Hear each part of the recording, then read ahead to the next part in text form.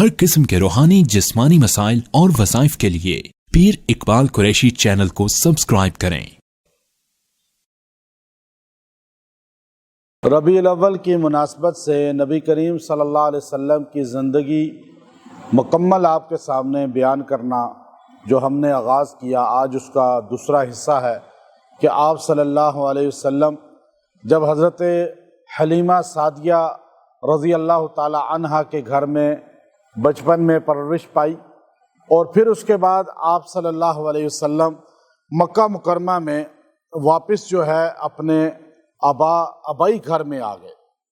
پھر آپ نے اس کے بعد زندگی گزاری اور پھر جوان ہوئے، تجارت کی۔ اب تجارت میں جو لوگ خاص طور پہ گھاٹے میں رہتے ہیں، نقصان میں رہتے ہیں، ان کے لیے بھی اس میں بہت زیادہ انمول سنہری اصول ہیں۔ ایک تو تجارت میں ترقی کیسے ہو سکتی ہے، اور دوسرا انسان جو ہے مالی طور پر کیسے مستحکم ہو سکتا ہے۔ آپ صلی اللہ علیہ وسلم کی زندگی کے وہ پہلو آج ہمارے تاجروں کے سامنے بھی نہیں۔ پھر لڑکپن کی جو زندگی ہے یہ ہمارے پاس ہے ہی نہیں۔ آج ہمارے یہاں ربیع الاول آتا ہے تو صرف آپ علیہ السلام کی میلاد اور وفات، دو چیزوں کو بیان کیا جاتا ہے۔ آپ علیہ السلام نے لڑکپن کیسے گزارا؟ آپ علیہ السلام کی عادت تھی کہ جب آپ واپس تشریف لائے مکہ مکرمہ حضرت حلیمہ سعدیہ رضی اللہ تعالی عنہ کے گھر میں، وہاں سے آپ حضرت آمنہ رضی اللہ تعالیٰ عنہ کے گھر میں، تو آپ کی عمر بہت چھوٹی تھی، لیکن آپ بتوں کی عبادت کرتے ہوئے جب اپنی برادری کو دیکھتے تھے تو آپ بڑے پریشان ہوتے تھے کہ یہ کیسے بندہ اپنے ہاتھ سے بنا کر کسی کو اس بت کے آگے پھر خود سجدہ بھی کرے، اپنے ہاتھ سے بنایا، پھر اس کو رام رام کر رہا ہے اور اس کو لات و عزا نام دے کر اس کی عبادت کر رہا ہے۔ آپ علیہ السلام نے پوری زندگی کبھی بتوں کو سجدہ نہیں کیا، بتوں کے سامنے جا کر کبھی گریہ زاری نہیں کی۔ یہ شروع سے آپ کو شرک سے نفرت تھی۔ اب والدہ ماجدہ آپ کی جو تھی، جب آپ ان کے گھر میں آئے تو 6 سال عمر آپ کی تھی، تو اب والدہ آپ کو کہنے لگی کہ چلو آپ کو میں مدینہ شریف، یثرب اس وقت نام تھا، کہ آپ کے والد صاحب جہاں رہتے تھے، آپ کا ددیال جدھر ہے، ننیال مدینے میں تھا تو ددیال تو مکے میں تھا، کہ میں وہاں اپنے ننیال کی آپ کو جو ہے زیارت کرا کے لاتا۔ تو مدینہ شریف میں ایک باغ ہے آج بھی، وہاں عبداللہ جو آپ علیہ السلام کے والد تھے ان کی قبر بھی ہے، اور وہاں پر جو ہے آپ کا انتقال ہوا تھا اور بخار آپ کو ہوا تھا۔ تو آپ علیہ السلام کو لے کر والدہ یثرب کی طرف چلی، اور مدینہ منورہ مکہ سے جتنا فاصلہ ہے سب کو پتہ ہے، وہاں پہنچ کر کچھ دن آپ نے گزارے، پھر آپ کو مکہ کی طرف لے کر والدہ آئیں کہ عبد المطلب بار بار جو ہے آپ کو یاد کر رہے ہیں، ابو طالب آپ کو یاد کر رہے ہیں، اور آپ کی یاد سب کو بہت زیادہ آ رہی ہے۔ تو والدہ جاتے ہوئے اس رستے سے گئی تھی جو ہمارا ہجرت کا رستہ، یا آج مکہ سے مدینہ جو گاڑیاں جاتی ہیں، واپسی پہ وہ جدہ کی طرف سے آئی، اور اس طرف سے جو ہے رستہ ذرا چونکہ سمندر کے کنارے تھا تو آب و ہوا اچھی تھی، تو اس لیے اس طرف سے جب وہ آئیں تو ابہا کے مقام پر حضرت آمنہ جو تھیں ان کا انتقال ہو گیا۔ حضور علیہ السلام 6 سال کی عمر کے تھے، تو آپ نے جب دیکھا کہ اماں کا انتقال ہو گیا اور آپ اماں کے پاس بیٹھے ہوئے ہیں، لیکن والدہ ماجدہ کا انتقال ہو گیا، اب آپ کیسے تدفین کریں؟ پھر چند لوگوں نے مل کر تدفین کی، وہاں پہاڑی میں ایک جگہ وہاں پر قبر مبارک بنائی گئی۔ تو ام ایمن جو آپ کے ساتھ تھیں، آپ کی ذاتی نوکرانی والدہ کی، وہ حبشیہ تھی، تو انہوں نے حضور علیہ السلام کو دیکھا کہ وہ قبر سے لپٹ گئے ہیں اور 6 سال کی عمر میں رو رہے ہیں والدہ کی قبر کے ساتھ، کہ والد پہلے انتقال کر گیا، اب اس سفر میں والدہ تھیں وہ بھی انتقال کر گئی۔ تو انہوں نے حضور علیہ السلام کو قبر سے اٹھایا اور اپنے سینے سے لگایا، اور وہاں ان کو پیار کیا، اور اپنے ہاتھ میں اٹھا کر وہاں سے مکہ تک لائی ہیں، اور مکہ مکرمہ میں لا کر جو ہے ابو طالب کے حوالے کر دیا۔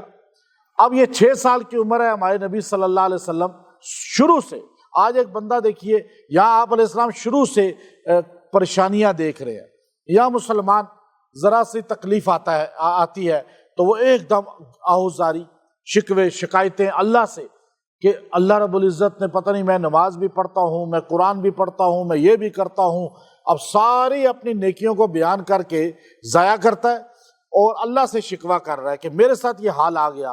ہمارے نبی پیدا ہونے سے پہلے ہی والد کا انتقال، پیدا ہوئے تو اس گھر میں غربت، پھر آپ علیہ الصلوۃ والسلام کو دائی حلیمہ لے گئی تو وہ بھی غریبی میں تھی، بہت مفلسی میں تھیں، وہاں جا کر آپ نے دن گزارے، پھر والدہ 6 سال کی عمر میں انتقال کر گئیں، پھر آپ علیہ السلام کو وہاں سے چچا نے جو اپنے گھر میں پرورش رکھی اور اپنے گھر لے گئے۔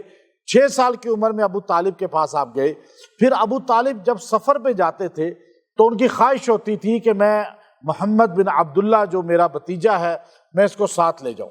وہ ایک مرتبہ شام کے لیے چلے، تجارتی قافلہ تھا، ملک شام کے لیے چلا، تو آپ علیہ الصلوۃ والسلام اس وقت چھوٹے بچے تھے، 8 سال کے قریب تھے، تو وہ آپ کو لے کر ساتھ گئے کہ چلو یہ بھی تجارتی گر سمجھ لے گا اور اس کو تجارت کا پتہ چل جائے گا۔ تو وہ جب چلے مکہ سے تو ان کا رستہ جو تھا یہ خیبر، تبوک، یہ رستہ تھا ان کا، خیبر، تبوک، آگے بیدہ، شرما، یہ شہر آتے ہیں سارے۔ میں نے یہ سارے شہر جو ہے نا بائی روڈ گیا ہوں اور وہاں تک گیا ہوں جہاں وہ درخت ہے جس کا میں بھی آپ کو واقعہ بتا رہا ہوں۔ اب یہ ہسٹری تب آپ بیان کرتے ہیں تو آپ خود جب چلے ہوں اور سفر کیا ہو تو آپ کی بتانے کی کیفیت اور ہوتی ہے، کتاب سے رٹا لگا کے بتائیں گے تو کیفیت اور ہوگی۔ اب یہ یہاں سے چلے گھوڑوں پہ، اونٹوں پہ، اب یہ اردن، آج جس کو اردن بولتے ہیں، وہاں یہ داخل ہوئے، پھر یہ وہاں سے عراق کی طرف چلے، پھر شام جانا تھا انہوں نے ایک سائڈ پہ ہو کر، لیکن جب وہ ایک جگہ بہت ہی صحرا ہے، اس صحرا میں ایک ہی درخت نظر آتا ہے، آج بھی دور سے نظر آتا ہے ایک درخت۔ اب وہاں درخت کے پاس جو ہے پہنچ کر حضرت ابو طالب نے کہا کہ آپ سارے لوگ یہاں، اب اتنا دھوپ پیچھے گزری ہے، پانی بھی کوئی نہیں، جو ہمارے پاس تھوڑے مشکیزوں میں ہے، یہ سایہ، اب اتنی دھوپ میں آپ کو ابھی اس بات کی شاید اتنا سمجھ نہ آئے، لیکن چونکہ باہر جب دھوپ ہوتی ہے تو ایک درخت بھی جہاں نظر آتا ہے تو بندہ کتنا اس کے نیچے جا کے گاڑی کھڑی کرتا ہے، بائک کھڑی کرتا ہے اور خود کھڑا ہو جاتا ہے، تو بندہ سایہ تلاش کرتا ہے جب جون جولائی کی گرمی ہوتی ہے۔ تو وہ درخت کی گرمی سارے صحرا کے اندر، اور درخت کی وہ جو ہے وہاں پہ سایہ، تو ابو طالب نے کہا کہ یہاں پر آپ لوگ آرام کریں۔ ساروں نے اپنے بسترے کھول لیے، وہاں بسترے بچھا لیے۔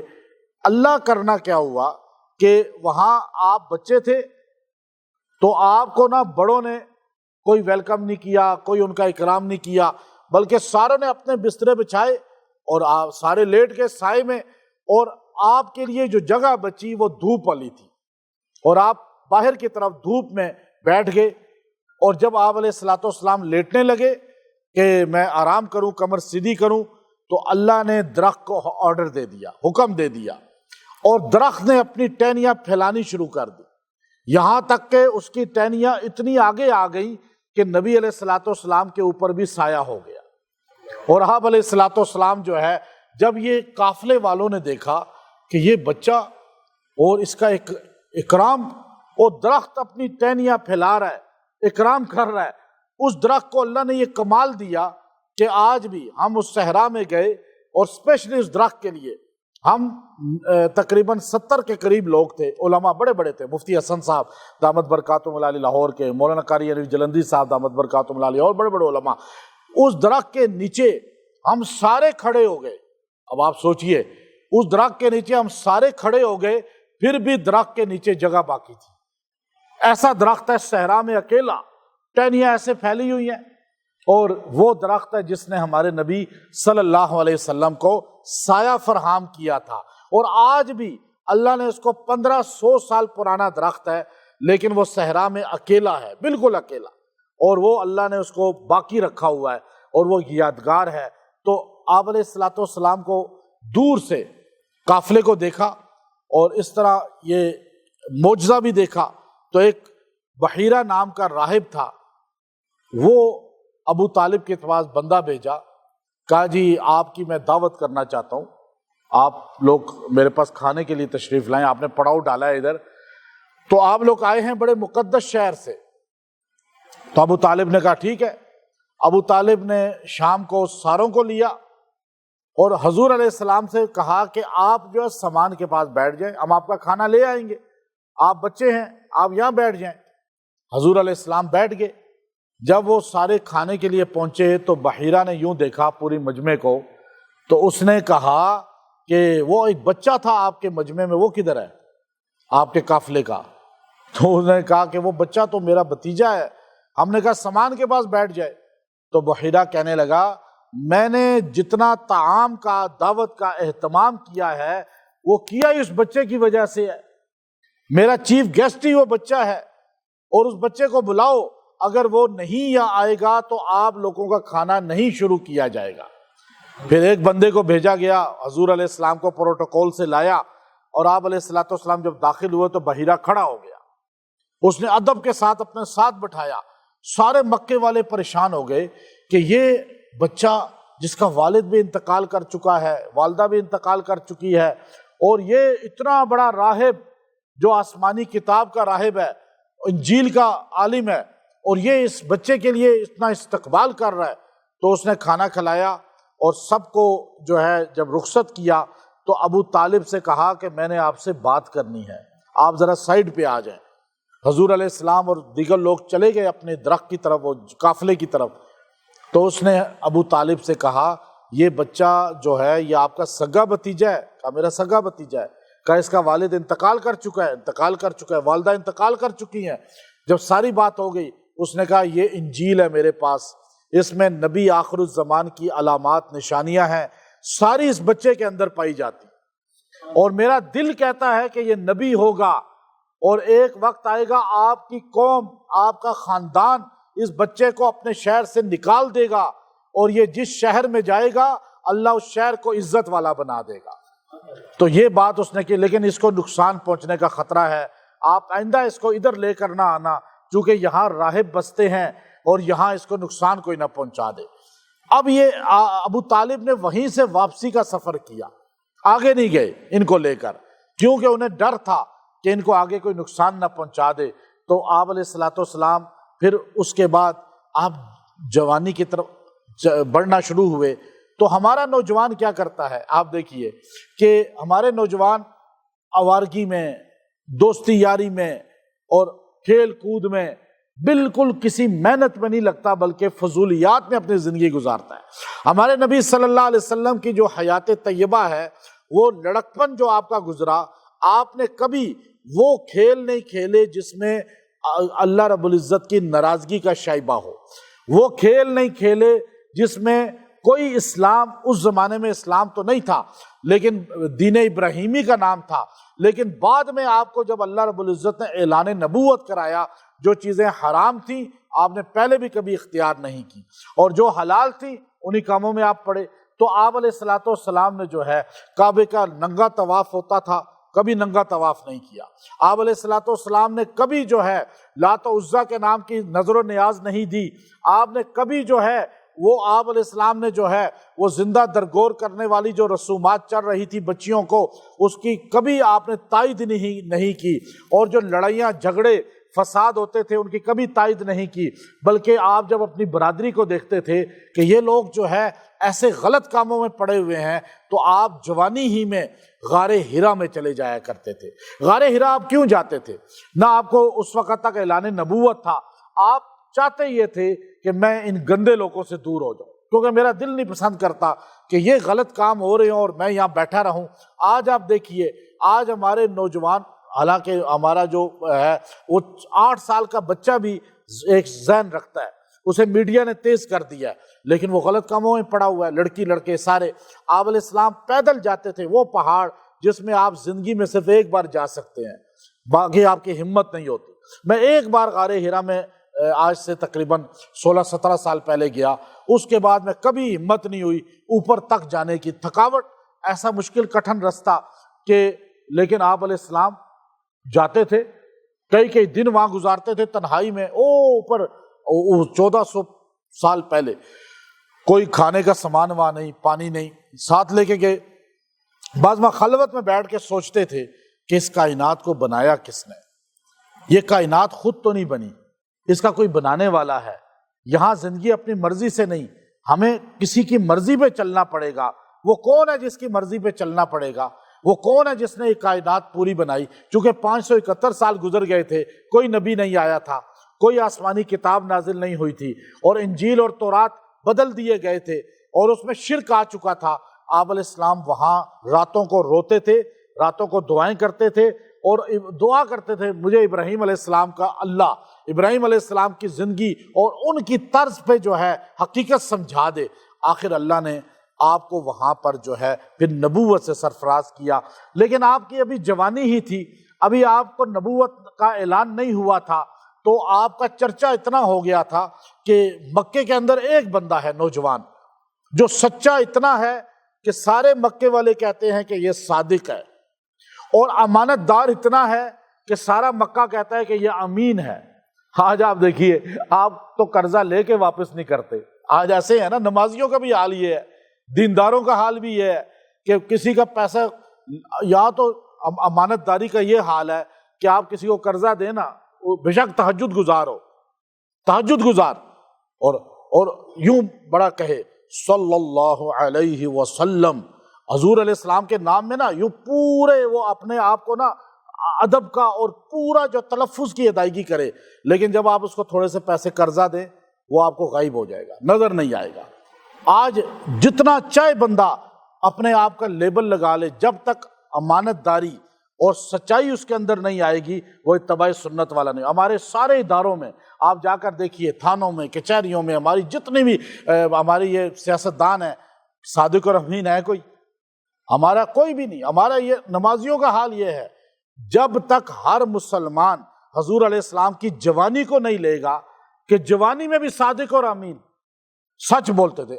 آج بیوی نہیں یقین کرتی خامند پہ، تو نہیں جی خامند تو میرا جھوٹا ہے، خامند بیوی پہ یقین نہیں کرتا، بچے باپ پہ یقین نہیں کرتے، ماں پہ نہیں کرتے، کیونکہ پتہ ہے جھوٹ بولتے ہیں۔ آج جھوٹ کا یہ عالم ہے، تو کیا صادق اور امین؟ کیا ہم نبی کے غلام؟ کیا ہم ربیع الاول کی ہم نے کیا فیوزات لی ہیں؟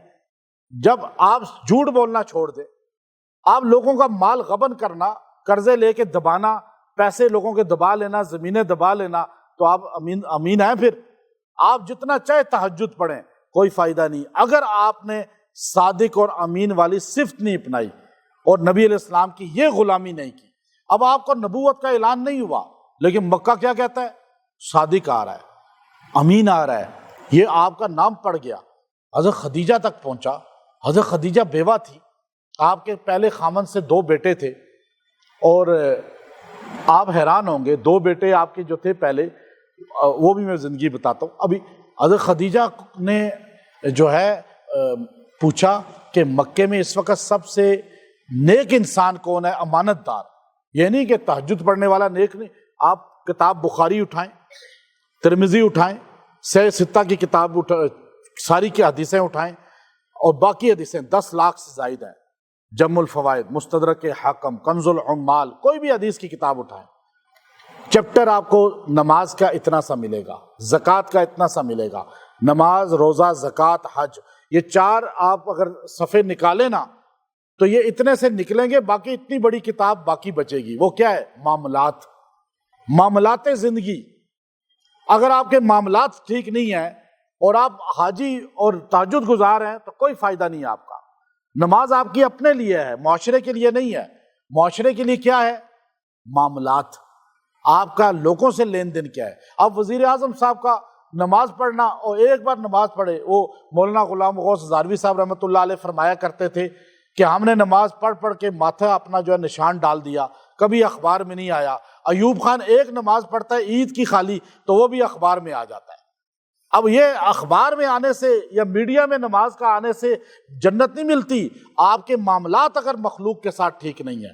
نبی کریم صلی اللہ علیہ وسلم کے معاملات کیسے تھے؟ حضرت خدیجہ نے پوچھا کہ مکے میں کوئی ایسا بندہ بتاؤ جو تجارت پہ بہت پرفیکٹ ہو، امانت دار ہو۔ تو مشرکوں نے کہا کہ مکے میں اگر آپ کو صحیح کوئی بندہ ملے گا تو وہ محمد بن عبداللہ صلی اللہ علیہ وسلم ملے گے۔ حضرت خدیجہ نے کہا ان کو بلاؤ ذرا میرے پاس۔ بلایا گیا، کہا آپ تجارت جانتے ہیں؟ کہا جی میں جانتا ہوں۔ آپ تجارت کریں گے؟ کہا میرے پاس سرمایہ ہی نہیں ہے۔ پہلا انویسٹر تجارت ہمارے نبی نے جو کی، پہلا انویسٹ کرنے والا حضرت خدیجہ عورت ہے۔ اب یہاں دیکھیں آپ کے پاس پیسہ نہیں ہے تو انویسٹر تلاش کریں، لیکن یہاں تو میں آپ کو تو ایک مشورہ دوں گا، جو بھی سن رہا ہے کبھی کسی کے ساتھ تجارت نہ کریں آپ۔ یہ تو حضرت خدیجہ تھی، نبی علیہ السلام کے ساتھ کر لی، آج آپ کسی حاجی کے ساتھ بھی کریں گے تو نقصان اٹھائیں گے۔ کسی دیندار کو ساتھ تو کریں ہی نہ تجارت، یہ میں آپ کو پکی بات بتا رہا ہوں۔ دیندار جتنا بندہ ہو نا اس کے ساتھ تجارت نہیں کرنی، یہ پکی۔ جو جتنا نماز اور حلیہ بنایا ہو نا دین کا، اس کے ساتھ تو کرے ہی نہ بالکل تجارت، وہ آپ کو نقصان دے گا، یہ میں آپ کو پکی بات بتا رہا ہوں۔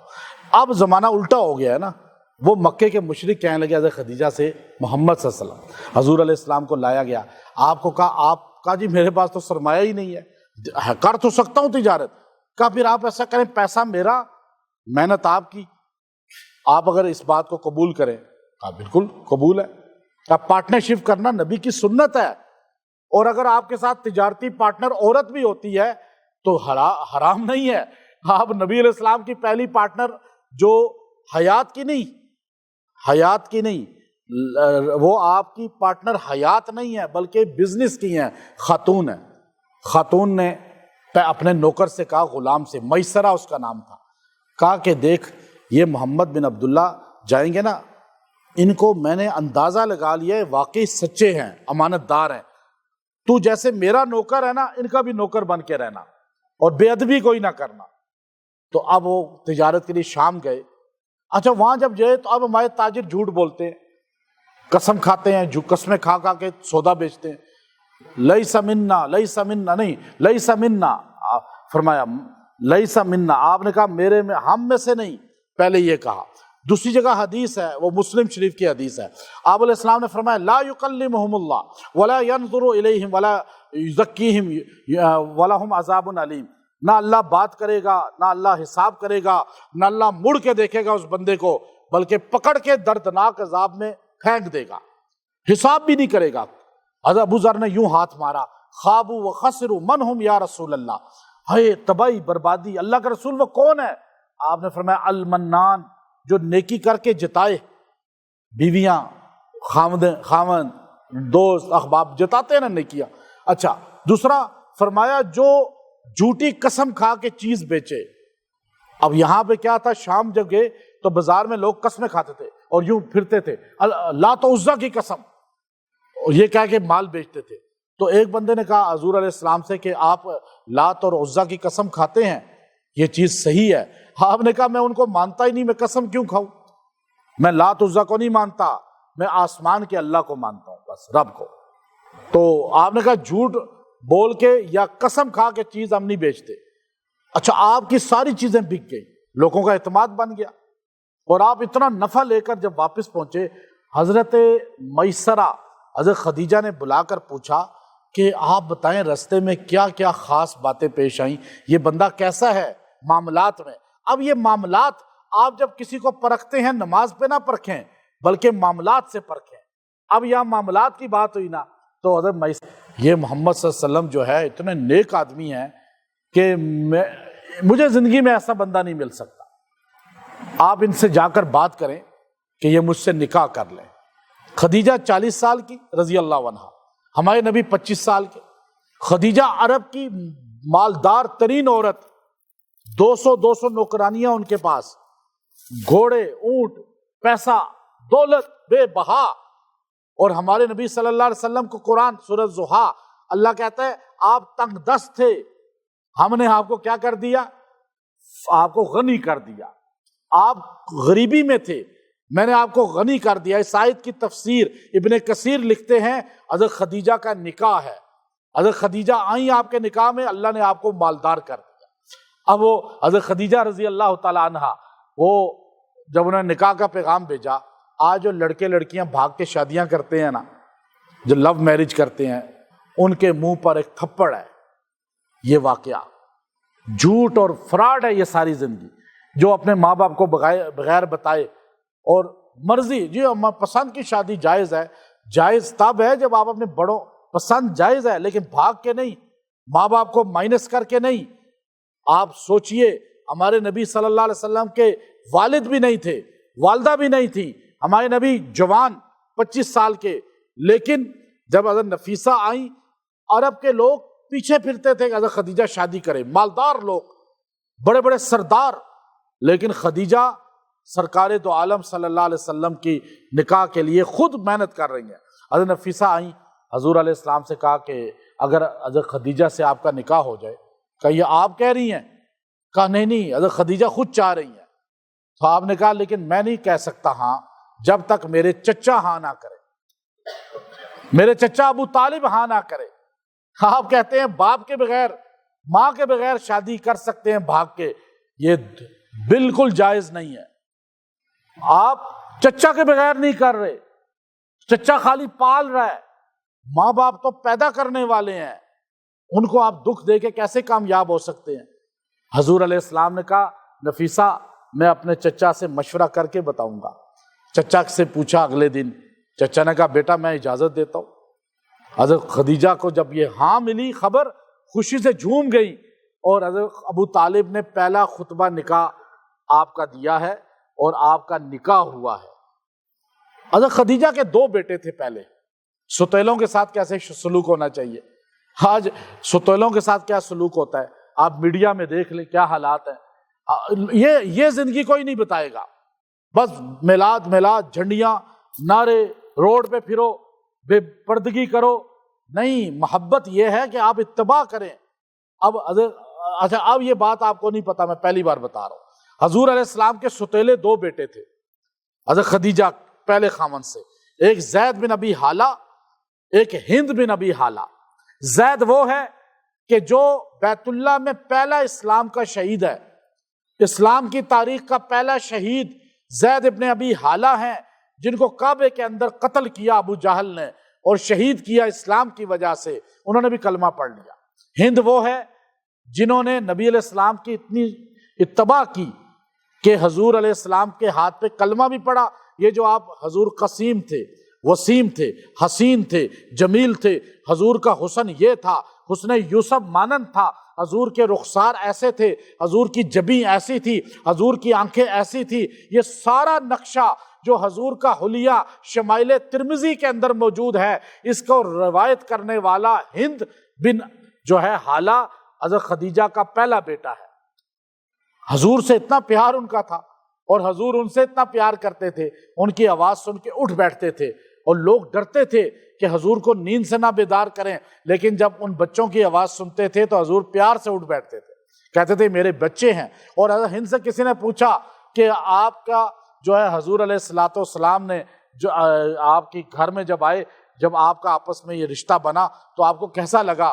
تو وہ ایک دن کہنے لگے کہ مجھے فخر کیوں نہ ہو کہ میری ماں خدیجہ ہے، میرا والد محمد صلی اللہ علیہ وسلم ہے، میری بہن فاطمہ ہے، اور میرا بھائی علی بن ابی طالب ہے۔ یہ ان کی فخر کی باتیں ہوا کرتی تھی۔ تو اب اور پھر آگے سلوک دیکھیں حضرت خدیجہ کا ساس کے ساتھ، اب یہ کسی کو پتہ ہی نہیں، آپ کو کسی نے مورخ نے نہیں، یہاں ممبر پہ کوئی نہیں بتائے گا۔ بوڑھی عورت آئی حضور کے گھر، حضرت حلیمہ، دائی حلیمہ، حضور مکے میں تھے اپنی زوجہ کے ساتھ۔ یہ جو آپ صحیح کرتے ہیں نا، صحیح، تو صحیح میں صفا مروہ کی طرف جب جاتے ہیں تو رائٹ ہینڈ کی طرف جو ہے آخر میں جو دروازہ ہے اس کے پاس آپ کا گھر تھا۔ تو آپ علیہ الصلوۃ والسلام کے پاس آئیں ملنے کے لیے، کہا گیا جی دائی حلیمہ آئی ہیں۔ حضور اٹھ کے کھڑے ہو گئے، حضور نے اندر بٹھایا۔ حضرت خدیجہ نے کہا یہ وہ دائی ہیں آپ کی، حلیمہ کا وہی ہیں، آپ کو بڑی خدمت کی حضرت خدیجہ نے، ان کو کئی دن رکھا، ان کو اکرام کیا، لباس دیے، ان کو جو ہے کھانے پینے کا بے انتہا اضافہ۔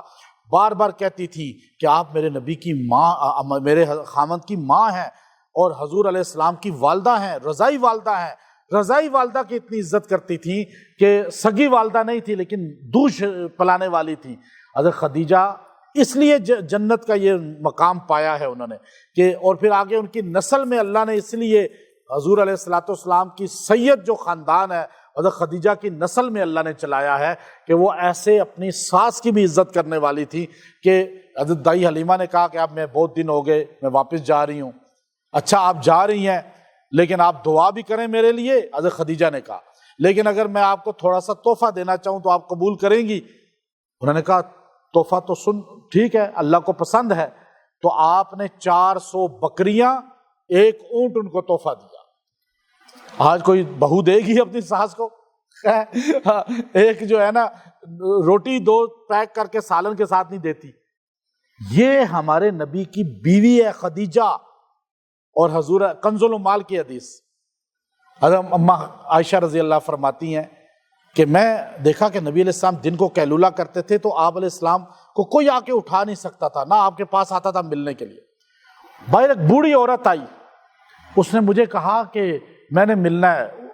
میں نے کہا نہیں، ابھی آرام کر رہے ہیں، لیکن میں اس کو کہہ کر پیچھے مڑی تو حضور میرے پاس کھڑے تھے۔ حضور اس کی آواز سن کے دوڑے ہوئے آئے۔ حضور علیہ السلام نے آ کر اس کو کہا آپ آؤ اندر، اس کو بٹھایا، اس کے ساتھ بیٹھ گئے۔ وہ لاٹھی ٹیکتی بوڑھی آئی، حضور علیہ السلام اس کے ساتھ باتیں کرتے رہے، اتنی دیر کرتے رہے کہ اماں عائشہ فرماتی ہیں کہ میں تھک گئی کہ حضور علیہ السلام کا آرام کرنے میں خلل آ گیا۔ یہ کون ہے بوڑھی عورت؟ کہتے ہیں وہ عورت جب اٹھی، حضور اس کو الوداع کیا، اس کو اکرام کیا، اس کو انعام کچھ پیسے دیے، اسے جو ہے کچھ کپڑے دیے، کچھ کھانا دیا۔ جب وہ چلی گئی تو حضور علیہ السلام جا کے پھر لیٹ گئے حجرہ مبارک میں۔ تو میں نے سوچا کہ میں پوچھوں گی یہ کون ہے، لیکن رات کو، ابھی تو آرام کا وقت ہے۔ کہتے ہیں میں جب اندر گئی تو دیکھا حضور علیہ السلام آنکھیں کھول کے یوں اوپر دیکھ رہے تھے اور گہری سوچ میں منہمک تھے۔ میں پاس بیٹھ گئی، میں نے جا کر کہا یا رسول اللہ۔ بوڑھی عورت آئی، آپ اٹھ کے آ گئے، اس کا اکرام کیا، اسے انعام دیا، اس سے باتیں کی۔ چلو میں نے کہا رات کو پوچھوں گی، لیکن آپ کی یہ سوچ اور آپ کی یہ غمگینی مجھ سے دیکھی نہیں جا رہی، آخر یہ عورت ہے کون؟ حضور علیہ السلام نے فرمایا عائشہ یہ خدیجۃ الکبریٰ کی سہیلی ہے، اور جب یہ آتی تھی تو خدیجہ اسی طرح اسے ویلکم کہتی تھی، اسی طرح اسے کھانا کھلاتی تھی، اسی طرح اس کو اکرام کرتی تھی الوداع کرتے ہوئے۔ غریب عورت ہے لیکن خدیجہ کی سہیلی ہے۔ حضرت خدیجہ اس کا جیسے اکرام کرتی تھی، آج اس کی آواز سن کے مجھے خدیجہ یاد آ گئی، اور میں نے بھی اسی طرح اس کا اکرام کیا۔ حضرت عائشہ کہتی ہیں مجھے سب سے زیادہ جس پر حسد ہوتا تھا وہ خدیجۃ الکبریٰ تھی، کہ حضور علیہ السلام ان کو ہمیشہ یاد کیا کرتے تھے۔ حضور سے میں نے کہا یا رسول اللہ وہ بوڑھی عورت، اور آپ کو جوان اللہ نے بیویاں دی ہیں، اب آپ نے فرمایا عائشہ تجھے کیا پتا، جب میرا ساتھ کوئی مکے میں نہیں دیتا تھا اس عورت نے میرا ساتھ دیا، جب میرے پہ کوئی مال نہیں خرچ کرتا تھا اس نے مجھ پہ مال خرچ کیا، جب مجھ پہ کوئی کلمہ نہیں پڑھتا تھا میرا، ایک پہلی عورت ہے جس نے میرا کلمہ پڑھا تھا۔ تو اس لیے یاد رکھیے گا یہ ہمارے نبی کی جوانی ہے۔ پھر غار حرا کی طرف آپ جاتے تھے، انشاءاللہ کل ہم اس کا درس دیں گے۔ اور تجارت کرنی ہے تو آپ نبی کے اصول اپنائیں، جھوٹ بولنا تجارت میں چھوڑ دیں۔ تجارت میں آپ جو ہے نفع کے لیے، اپنے نفع کے لیے دوسرے کو جو ہے داؤ پہ نہ لگائیں۔ آج لوگ اپنے پاؤ گوشت کے لیے دوسرے کی پورے بیل کو ذبح کر دیتے ہیں۔ یہ کمیشن والے یہی کام کرتے ہیں، یہ ٹریول ایجنٹ، یہ پراپرٹی ڈیلر، یہ کار ڈیلر، یہ جتنے ہیں یہ کیا کام کرتے ہیں؟ اپنے 10-20 ہزار نفع کے لیے اگلے کا 50-60 لاکھ روپیہ ڈبو دیتے ہیں۔ تو آپ اس طرح کبھی جنت نہیں کما سکتے، کبھی نبی کی غلام نہیں کہلا سکتے۔ تو آپ تجارت کریں حضور علیہ الصلوۃ والسلام کی زندگی کو سامنے رکھ کے۔ وآخر دعوانا ان الحمد للہ رب العالمین۔